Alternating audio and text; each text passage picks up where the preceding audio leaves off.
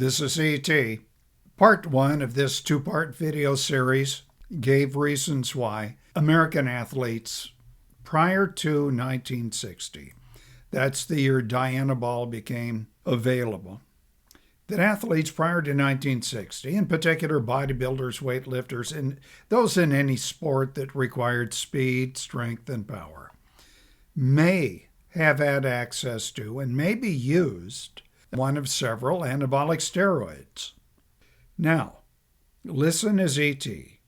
presents a convincing argument as to why American athletes, including the overwhelming number of bodybuilders and weightlifters, did not, prior to 1960, know about, let alone have access to, or use anabolic steroids. Point 1. Broad access to information prior to the start of the internet era in the 1990s was limited to newspapers, themselves restricted to political, regional, a little bit of sports-related news.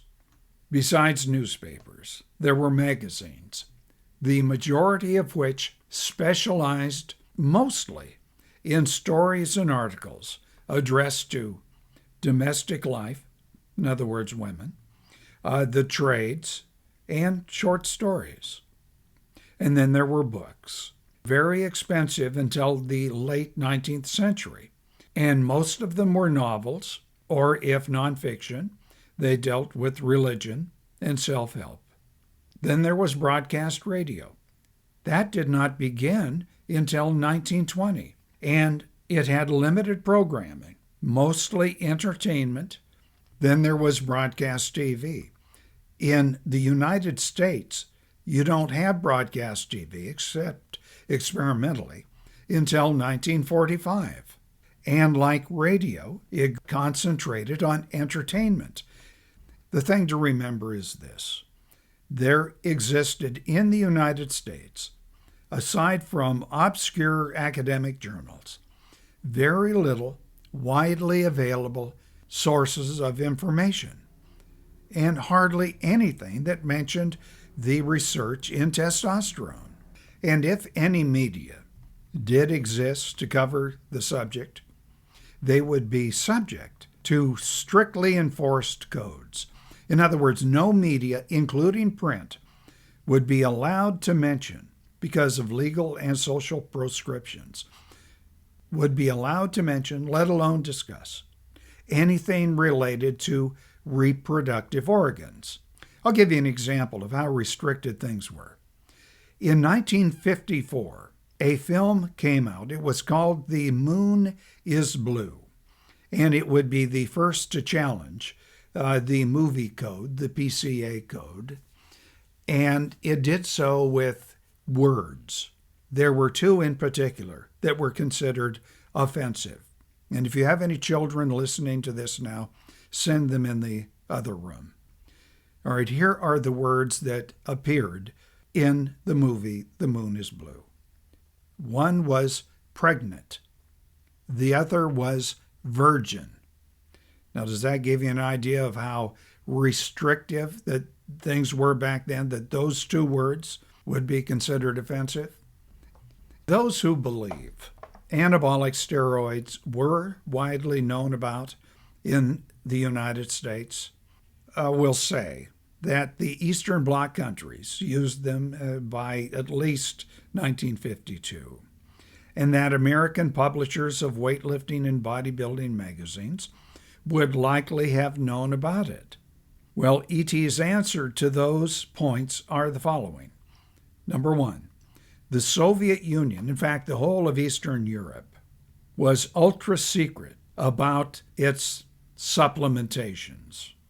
And number two, the United States had very little access to any news from Eastern Europe.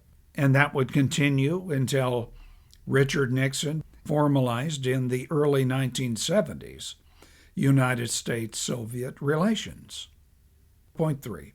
Prior to 1959-60, Bob Hoffman, he was the United States weightlifting coach, publisher of Strength and Health, He was CEO of York Barbell. In other words, he was the one man in the United States most likely to know about steroids. Hoffman, even after the appearance of Dianabol, didn't believe they worked. He had been told about the Soviet Union putting athletes on steroids. He wasn't even sure about that. It wasn't until a Dr. John Ziegler, who was a friend of Hoffman, an avid weightlifter on his own, had a meeting in Europe with a Russian coach. The coach was drunk. He told the story of the anabolic steroids. Ziegler, who worked for the drug company Ciba, began to tinker with one of their products that they were coming out with. How much Ziegler actually added to the drug that became Dianabol is in question. But Dianabol did come out. That was in 1960. And Ziegler began testing it on the weightlifters. But Hoffman, even after Ziegler began testing Dianabol, which did work, did not believe it. This, by the way, is all covered in John Fair's book, Muscletown, USA. John Grimmick said, and I'm quoting Grimmick, Hoffman believed Dianabol won't do that much good and may even have detrimental effects.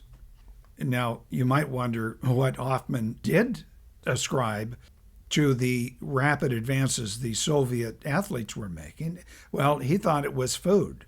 And Hoffman thought that his own germ oil that he sold and a new technique of strength building called isometrics would do the same for American weightlifters, despite the fact that Dianabol, administered by Ziegler to York lifters Bill March and Tony Garcia, was absolutely responsible for their fantastic and quick gains. I'll give you an example. Tony Garcia added about 100 pounds, that's 44, 45 kilos, to his 3 Olympic lifts, the clean and press, the snatch lift, and the clean and jerk lift. Adding 100 pounds in 2 months. That would be impossible without drugs. So even with these kinds of gains on the lifters, Bob Hoffman didn't believe anabolic steroids worked. In fact, even Tony Garcia, who was making these tremendous gains, thought it may be something else. He said, because he was being trained by another lifter, Tommy Kono, that it was kind of a mental change that allowed him, Garcia, to train harder. And it is true, anabolic steroids will allow you to work harder, and then you can see why Garcia might think, well, I'm working harder, and that's why I'm making these gains. The final point is this. Both American physiques and athletic feats changed dramatically after 1960, as seen in this comparison of 2 decathlon gold medalists. One is Bob Mathias, the other is Bruce Jenner. Mathias in 1952, as you can see, was very lean. Jenner in 1976 showed a fuller, more muscled physique.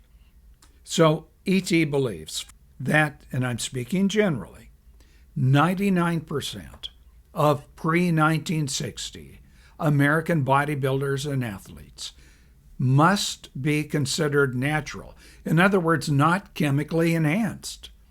The burden of proof that pre-1960s athletes, in other words, those in the 50s and 40s, that they took steroids, the burden of proof is on the accuser. That's my assessment. Put your comments below. Let me know what you think. Do like this video. Mr. YouTube likes to see the thumbs up hit, and also subscribe if you have not done so to this channel. Thank you.